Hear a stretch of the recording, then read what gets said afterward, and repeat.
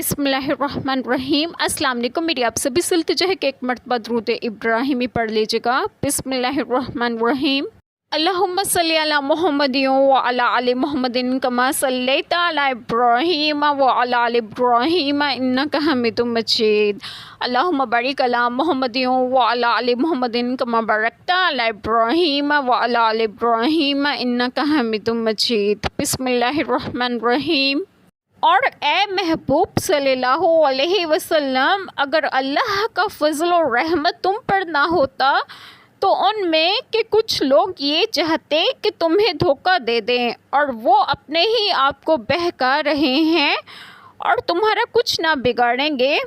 اور اللہ نے تم پر کتاب اور حکمت اتاری اور تمہیں سکھا دیا جو کچھ تم نہ جانتے تھے، اور اللہ کا تم پر بڑا فضل ہے۔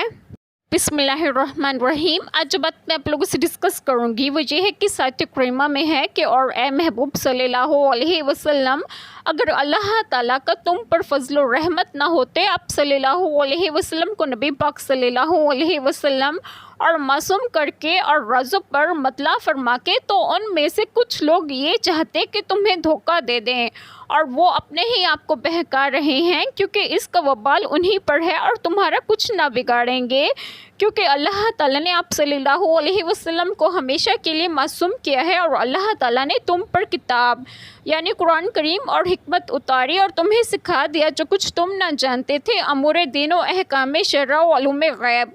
مسئلہ سات کریمہ سے ثابت ہوا کہ اللہ تعالیٰ نے اپنے حبیب صلی اللہ علیہ وسلم کو تمام کائنات کے علوم عطا فرمائے اور کتاب و حکمت کے اسرار و حقائق پر مطلع کیا۔ یہ مسئلہ قرآن کریم کی بہت آیات اور احادیث کثرہ سے ثابت ہے، اور اللہ تعالیٰ کو تم پر بڑا فضل ہے کہ تمہیں ان نعمتوں کے ساتھ ممتاز کیا۔